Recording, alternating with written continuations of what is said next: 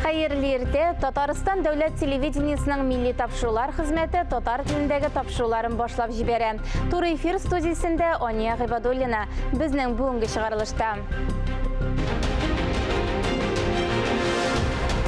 Кемнәр пособие түләүләрен алырга хокуклы? Пенсия фонды элек социаль яклау органнары билгеләгән ярдәм чараларын күрсәтә башлады. Татарстанда яшь һөнәр осталарының төбәк чемпионаты дәвам итә. Чаллы һәм Алабуга ярышларыннан репортаж. Татар телендәге иң яхшы әдәби конкурс йомгаклары, иң оста роман авторлары кемнәр?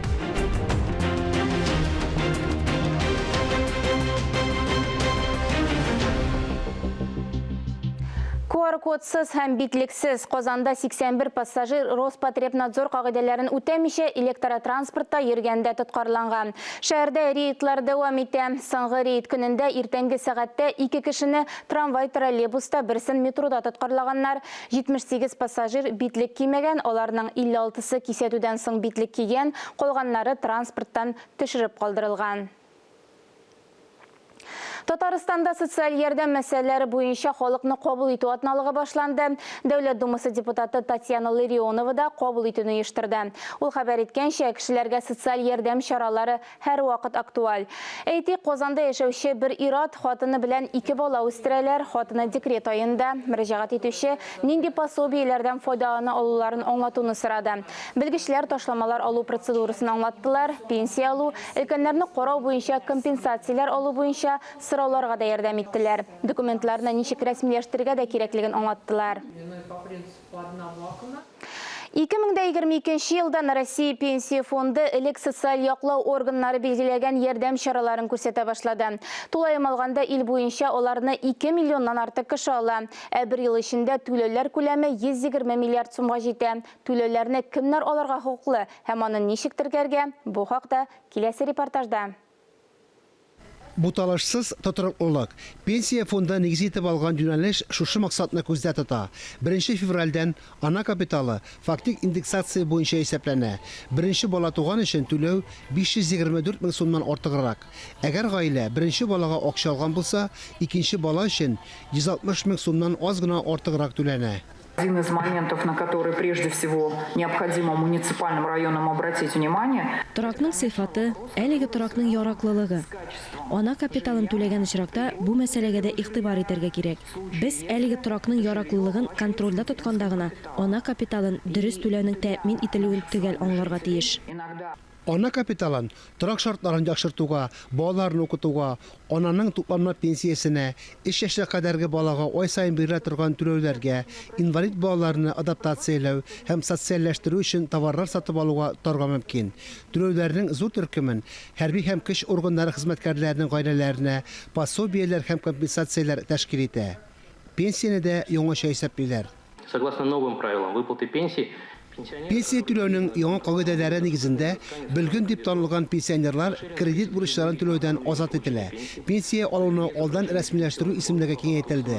Тиешле статусны билгеләү факты буенча пенсия фондына мөрәҗәгать итмичә, инвалидлык буенча пенсия һәм федераль социаль өстәмә билгеләнә.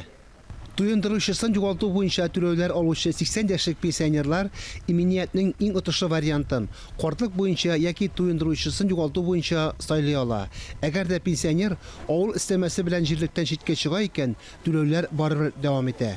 теперь пенсионер может... Хәзер пенсионер пенсияне почта аша китереп бирү турындагы гаризасында агымдагы айда алынмаган пенсияне банк счетына күчерү турында истәмә мәгълүмат яза ала. Татарстанда пенсия фондына бирелгән чаралар буенча түләүләрне 15 гыйнвардан почта элемтәсе бүлекләре, 17 гыйнвардан кредит учреждениеләре аша ала башлады. Пенсия фондына күчү аларга хокукны автомат рәвештә рәсмиләштерә. Нинди дә булса түләүләргә гариза тапшырмаган кешеләр моны пенсия фондының территориаль клиентлар хезмәтендә эшли ала. Фанис Мөхәммәтов, Елизавета Жукова, Ира Хәмидуллин, Татарстан яңалыклары. Башка темаларга күчәбез. Татарстанда яшь һөнәр осталарының төбәк чемпионаты ярышлары узды. Чаллыда яшүсмерләр мобиль робот техникасы компетенциясендә иң яхшыларын билгеләделәр. Теманың дәвамы киләсе репортажда. Булат Зариповка 12 яшь. Укудан буш вакытта егет мобиль робот техникасы белән мавыга. Шуннан башка тора алмыйм ди Булат. Алма агачыннан ерак төшми. Булатның әтисе оста инженер. Булат берничә ел инде мобиль робот техникасы секциясендә шөгыльләнә. Быел яшь һөнәр осталары чемпионатында катнаша. Я использую некоторую информацию. Мин мәктәптә өйдә алган белемнәрне кулланам. Бу юнәлештә эшләүне киләчәктә дә дәвам итәргә уйлыйм. Ул миңа бик кызыклы. Робот техникасы турында күбрәк беләсем килә. WorldSkills төбәк чемпионатының мобиль робот техникасы компетенциясендә үсмерләрнең 5 командасы катнашты. Катнашучылар арасында Актаныш районы, Алабуга һәм Чаллы шәһәрләре вәкилләре бар иде. Катнашучыларның берсе робот җыю белән шөгыльләнде, икенчесе программалаштыру өчен җавап бирде.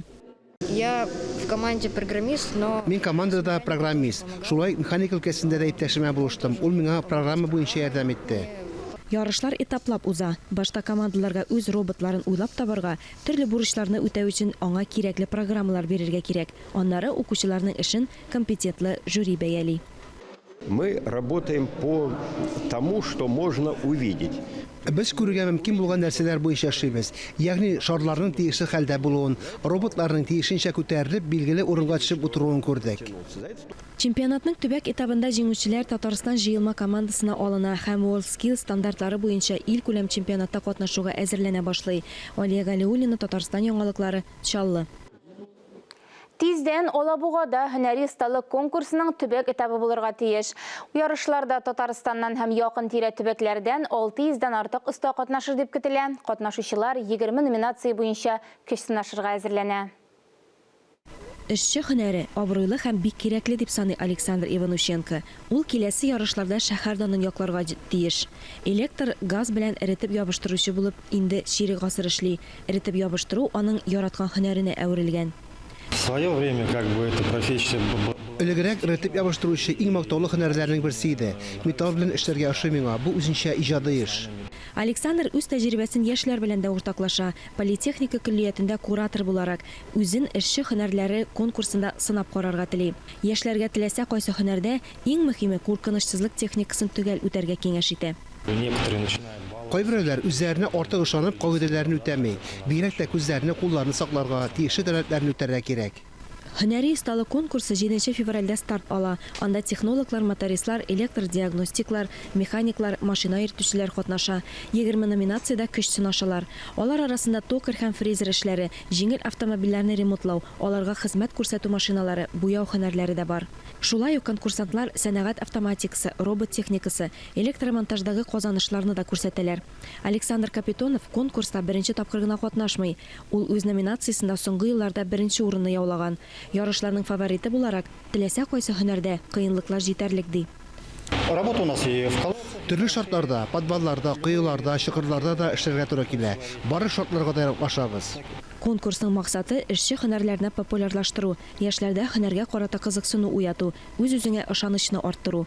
Ә ярышларда җиңүчеләргә кубоклар, акчалата бүләкләр тапшырыла. Алия Галиуллина, Ралина Абрамова, Максим Бегашев, Алексей Касымов, Татарстан яңалыклары, Алабуга. Татарстан Республикасы президенты каршындагы татар телен саклау һәм үстерү мәсьәләләре комиссиясе тарафыннан игълан ителгән татар телендәге әдәби әсәрләр бәйгесе тәмам. Роман номинациясеннән кала башка җиңүчеләр узган ел билгеле иде инде. Татарстан язучылар берлегендә роман жанры җиңүчеләре дә ачыкланды. Конкурска барлыгы 15 роман килгән. Ябык әдәби конкурсның роман жанры җиңүчеләре 2022 елның 1 февралендә язучылар берлегендә роман номинациясе буенча конвертны ачып, җиңүчеләр исемлеге бәян ителде. Беренче урында «Бер сәгатьтә ничә мизгел бар» романы белән Зөлфәт Хаким, икенче урынны яулаган «Урда ханы үзбәк» романының авторы Фирдус Гыймалдинов, өченче урында «Фәхрине үтереп ташладылар» романы белән Рауил Сабыр. Безнең жюрида 9 кеше, аларның шактые безнең әдәбият галимнәре, университеттан, Фәннәр академиясеннән һәм беренче язучы. Шуңа күрә укып, без инде җыелыштык беренче тапкыр, бәхәсләр булды. Беренче урын турында бернинди бәхәс алмады. Биттинесе бер тавыштан шушы Әлиф Кермәннең шундай псевдоним иде инде ул, «Бер сәгатьтә ничә мизгел бар» дигән романын ең бірінші орынға шығаруға барысы да риза болды. Ол Зульфат Хаким болып шықты. Шулай ук мына екінші, үшінші орындар мәселесіне яна бәкәс болдық. Қайсысын екінші орынға қойырға, қайсысын үшінші орынға қойырға. Анда да біз ортақ фикірге келдік. Екінші орында демек Урдағаны Үзбек деген тарихи роман, Сабирулла болып шықтан, Сабирулла едінде тәхәлүсі, шаматы, ол Фирдус Гималдин болып шықты. Біздің үшін бүтіндей кетілмеген автор, Қазанлықтардың бірінші, екінші сандарында Буға деген романы дүнге көре, һәм бұл табиғидір да, демек кіші шынлап әдәби жат білен шүгілене башлаган. Роман тарихи структурасы бик камил. Фәхрин үтіріп ташалар, шулай ук менә шушы әхләки сыйфатлар, мәсәлән, кеше тормышында, яшь чагында ниндидер хата эшли икән, шушы хата барыбер өлкәнәйгәч, аның нәтиҗәсе барыбер килеп чыга. Әлеге әсәрләр һәммәсе дә быел Казан журналында басылып чыгачак. Күрә бу жюри әгъзасы буларак та инде менә шушы конкурста оештыручыларның берсе буларак та катнашып, бик канәгать, бигрәк тә менә шушы роман номинациясендә безгә чыннан да яхшы әсәрләр килде, әдәбиятыбызны баетып җибәрә торган, укучыларга кызыклы темалар, яңа темалар бирә торган әсәрләр килде. Бүләкләү тантанасын 21 февраль Туган телләр көнендә уздыру планлаштырыла. Ләлә Зайнуллина, Ирек Хамидуллин, Татарстан яңалыклары. Казанда ялган коммуналь хезмәтләр күрсәтүчеләр активлашкан. Кайбер йортларда яшәүчеләргә су счетчикларын кичектергесез алыштыру яки тикшерә башлаулары турында белешмә язулары килә башлаган. Идарәче компанияләр мондый хәбәрләрне җибәрмәгән. Законны кемнәр боза? Хәбәрчебез ачыклады. Һәр почта тартмасында 2 язмача хәбәр бар. Счет фактурага өстәп, счетчикларны тиз арада тикшерү башлангычы турындагы хәбәр килә. Игътибарлы кешеләр ялганны шунда ук танып алган. Бросает просто рекламу. Реклама кәгазьләрен торакта яшәүчеләрне куркыту алымы белән язганнар. Бу бердәк дөрес гамәл түгел. Хәйләгә карамакка эләгүчеләр дә бар. Башта счетчикны алыштырырга язылганнар, шуннан соң гына идарәче компания белән элемтәгә кергәннәр. Компания счетчикларны алмаштыруны таләп итә алмый, эшләрне башкару вакыты һәр милекченең шәхси эше дип аңлата белгечләр. Это просто маркетинговый ход данной компании. Бу гади маркетинг компаниясе. Әлеге кәгазьдә йөртеп ташларга кирәк. Төп документ булып хисап фактура тора. Анда су счетчикларын тикшерү вакыты төгәл күрсәтелгән. Бары тик шушы документка гына ышанырга кирәк. Ялган хәбәрләрнең авторлары брошюраларның рекомендацион характерда булуын аңлатты. Хәбәрдә бары тик дата үзгәрә, кайсы көнне белгечләргә мөрәҗәгать итәргә кирәклеге языла.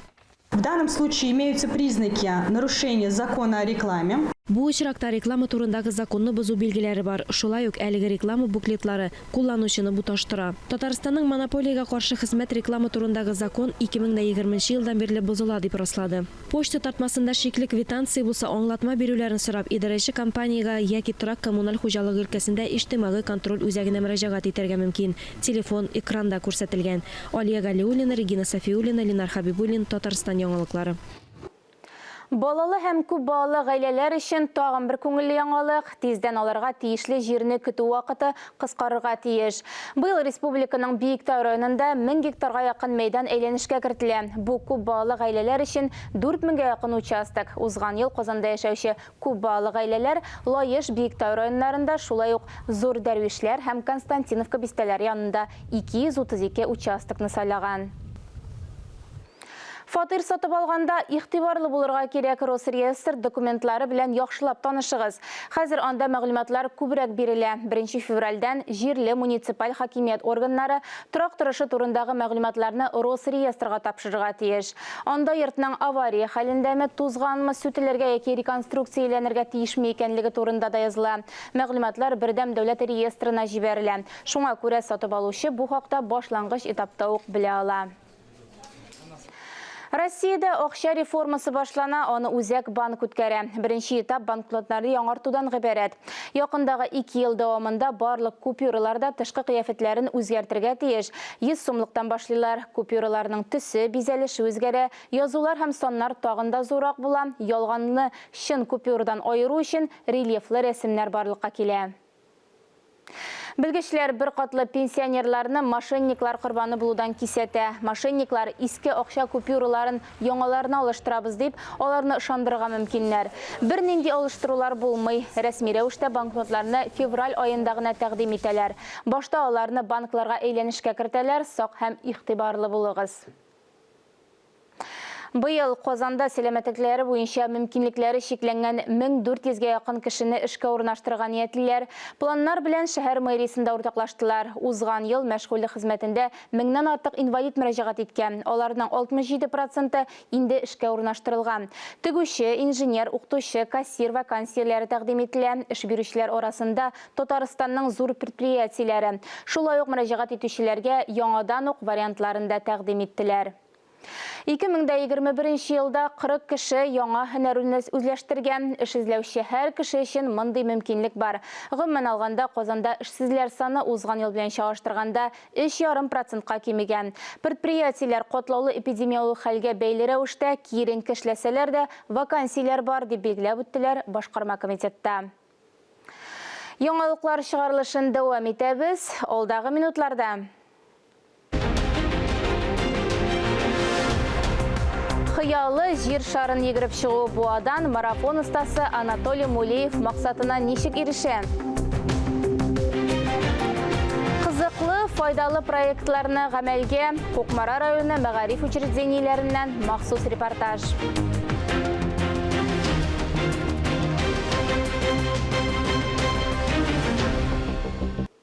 Яңалыклар чыгарылышын дәвам итәбез, без туры эфирда эшлибез. Алдагы темаларга күчәбез. Буада яшәүче 67 яшьлек ир җир шары тирәле йөгерергә хыяллана. Аз гына 2000 километрдан артык. Марафончы Анатолий Мулеев озак еллар Оренбургта яшәде. Йөгереш белән 17 ел шөгыльләнә. Безнең хәбәрчебез аны йөгерешче чираттагы чакрымнарны кайтарганда каршы алды. Пенсионер Анатолий Мулеевның һәр иртәсе йөгерү маршрутын билгеләүдән башлана. Ул Буа шәһәренең барлык урамнарында йөгереп чыккан инде. Бирәк тә Норатлык урманы буйлап йөгергә ярата. Спортчы яхшы туклана, углеводларга өстенлек бирә. Финики, изюмы, у меня вот это все спортивные вот эти вот. Хөрмә, йөзем, башка җимешләр ашыйм. Калорияле спортчыга кирәкле ашамлыклар. Организмга киеренке эшләргә туры килә бит. Нагрузка очень. Анатолий Владимирович йөгереш белән 2005 елда шөгыльләнә башлый. Буага күченеп килә. Биредә йөгерергә яратучы дусларын да таба. Стартка бергәләп чыгалар. Сначала начали мы по 10 километров ездить. Башта 10 чакрымга йөгердек. Казанда Ульяновскида ярышларда катнаштык. Аннары ярым марафонга, соңрак тулы марафон дистанциясендә йөгерүгә күчтем. Пенсионер 17 елда 38 000 чакрымга якын араны йөгереп узган. 15 рәсми марафонда катнашкан. Яшәрәк чакта 42 чакрым араны 3 сәгать ярымда узса, хәзер 5 сәгать кирәк. Үз алдына җир шарын әйләнеп узган кадәр араны йөгерү бурычын куйган. Бу 40 000 чакрымга якын. Это мне 15 месяцев, если здоровье позволит. Бу максатыма ирешү өчен 15 ай вакыт кирәк. Сәламәтлек мөмкинлек бирсә, 15 айдан планетаны әйләнеп узармын дип уйлыйм. Бу минем спорт проектым. Вот, это моя... Анатолий Мулеев хәзергә бер үзе генә йөгерә. Аңа кушылырга теләүчеләрне йөгерү күнекмәләренә өйрәтергә әзер. Марафончының киңәше башта кыска араларда йөгерергә, акырлап дистанцияны арттырырга кирәк. Фанис Мөхәммәтов, Рөстәм Әхмәдуллин, Илнур Кадиров, Татарстан яңалыклары, Буа районы. Казанлылар мохтаҗларга дини әдәбиятны тапшырыла. Милосердие Казан епархиясенең ярдәм хезмәте аның республиканың төрле районнарында яшәүче аз керемле гаиләләргә һәм социаль учреждениеләрдә тәрбияләнүчеләргә тапшыра. Мондый әдәбият белән еш кына авыл җирлегендә яшәүче кешеләр кызыксына, китапларны епархия идарәсендә сак хезмәте хезмәткәрләренә тапшырырга мөмкин. Акция турында тулырак мәгълүматны экранда күрсәтелгән телефоннан шалтыратып белешергә була. Билгеләнгән планнарны тормышка ашыру өчен еш кына финанс мөмкинлекләре җитми. Нәкъ менә төрле кызыклы проектларга ярдәм итү өчен грантлар системасы эшли. Алар ярдәмендә иң кыю идеяләр һәм теләкләр чынга ашырыла. Чираттагы грантлар республикабызның мәктәп һәм балалар бакчаларына юнәлдерелде. Тулырак Фәннур Хәсәнов видео язмасында. Туган телләр һәм халыклар бердәмлеге елы кысаларында Татарстан Республикасы территориясендә яшәүче халыкларның телләрен, гырыф-гадәтләрен, мәдәниятләрен саклауга һәм үстерүгә юнәлдерелгән проектларны гамәлгә ашыруда муниципаль мәктәпкәчә белем бирү оешмаларына һәм муниципаль гомуми белем бирү оешмаларына ярдәм итү грантын отучы балалар бакчалары һәм мәктәпләре билгеләнде. Әлеге проект кысаларында Татарстаныбызның кайбер районнары лайыклы җиңү яулады. Шул уңайдан Татарстан телерадиокомпаниясының иҗат төркеме Кукмара районындагы җиңүче мәктәпләр һәм балалар бакчаларында булып аралашып кайтты. Безнең өчен бик шатлык булды. Шуннан тагын телебезгә, гырыф-гадәтләребезгә инде караш киме барган вакытта, бушыннан да үсешнең бер төре, бер файдасы булды дип әйтергә мин. Үткән ел инде без шушы грантның беренче елы, бу грант әле икенче ел гына эшләп килә. Үткән ел без 3 грантка ия булган идек. Ансында инде безнең татар мәктәбе һәм Уртморт мәктәбе алды һәм бер балалар бакчасы алган иде. Ә быелгысы елны инде без Аллага шөкер 3 балалар бакчасы, 3 мәктәп шушы грантка ия булдык. Бездә уртмортлар, марилар, татарлар, урыслар яши, күп милләт. Алар бөтенесе бердәм һәм алар бөтенесе шушы телләрне белә. Шунысы зур шатлык. Проектның дагын исеме шулай телләрне саклау һәм үстерү, традицияларны, гырыф-гадәтләрне саклап калу өчен чыгарылган грант бу. Менә безнең янәшәдә утырган бу балаларыбыз, беренче җимешләребез татар классы ачтык без монда. 18 баладан торган татар классы. Ораларында татар телен аңламый торган, татар телен белми торган балалар да бар. Телебезгә менә татар теленә шундый мөкибән китеп, әти-әниләр өчен татар телен өйрәтергә кирәк, сакларга кирәк дигән тәкъдим теләк белән алар балаларны шунда китерделәр. Менә бу милли мәсьәләне үстерү өчен, татар телен, татар мәдәниятен, татарның тарихын торгызу өчен уйлап табылган бу грант билгеле безгә бик зур җаваплылык өсти. Иң беренче чиратта һәм шушы грант дигәч без бик шатландык, ләкин икенче яктан куркып калдык. Ни өчен куркып калдык? Чөнки без ул таләпләргә туры килә алырбыз микән дип. Шуннан коллективыбыз белән җыелып сөйләшеп, без бу бәйгедә катнашырга булдык. Bütün эшләгән системабызны күтәрдек. Шуннан да мәктәбебез коллективы электән шушы татар мәдәниятенә, татар теленә зур игътибар биреп, эшли торган, алга таба үсә торган коллектив. Менә bütün эшләгән эшләребезне җыеп, башта район күләмендә бәйгедә җиңеп чыктык, аннан Казанда катнаштык. Һәм менә шушы республика күләм грант алуыбыз ул безнең өчен чиксез шатлык булды. Без аңа бик күп кирәкле, үзебезнең мәктәп өчен кирәк булган. Бүгенге көндә иң мөһим булган җиһазларга тукталдык. Безнең менә шушы милли традицияларны торгызу, милли ризыкларыбыз турында балаларга өстәмә белем бирү максатыннан без бик күп җиһаз алдык. Нәкъ менә шушы юнәлештә. Аның иң беренчесе бу безнең тегү машиналары, аның вышивальный машина дип әйтәбез, инде чигә торган машина алдык, оверлок дибез инде, киемнәрне матур иттереп, ички ягы да матур булсын өчен эшли торган материаллар сатып алдык, җиһаз алдык. Аннан соң алдык нәкъ менә милли ризыкларны пешерү, аларны саклау мәсьәләсен, технологияларын өйрәтү максатыннан яңа плитә сатып алдык, яңа өстәлләр сатып алдык, яңа суыткыч алдык, сатып алдык. Менә шулар билгеле безнең эшебезне алып бару өчен безгә зур ярдәм булачак.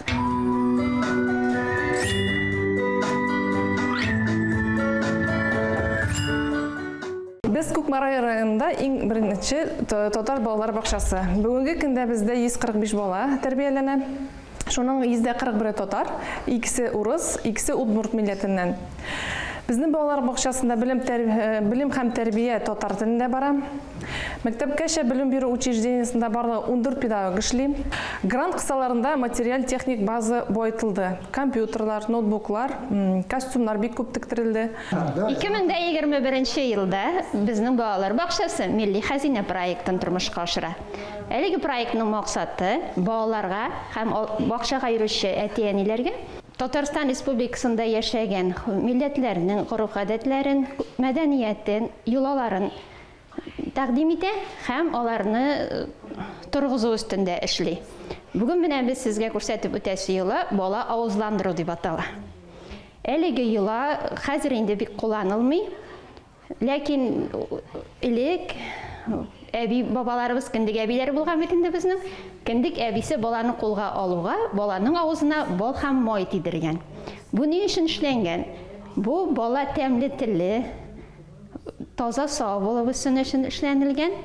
Һәм менә шушы йолаларны без әти-әниләргә күрсәтеп, элекке гореф-гадәтләр онытылмасын дип әйтәсебез килә иде. Милли хәзинә проектының икенче юнәлеше булып Бишек җырлары проекты тора. Туган телләр елы буларак. Ул безгә татар костюмнары, телевизор, Лего конструкторлары бирде. Лего конструкторлары бит инде балалар өчен бик актуаль. Алар шул кадәр яратып уйныйлар инде аның белән. Грантлар Татарстан Республикасы президенты каршындагы татар телен саклау һәм үстерү мәсьәләләре комиссиясе тәкъдиме белән кертелде һәм тормышка ашырылды. Фәннур Хәсәнов, Тахир Хәсәнов, Татарстан яңалыклары. Әлеге сәгатькә шундый яңалыклар иде. Берничә минуттан эфирыбызны хәерле көн Татарстан тапшыру дәвам итә. Без яңалыклар иҗат төркеме сезнең белән сау булашабыз. Ковид вирусына каршы прививка ясатуны кичектермәгез, үзегезне һәм якыннарыгызны саклагыз. Сау сәламәт булыгыз.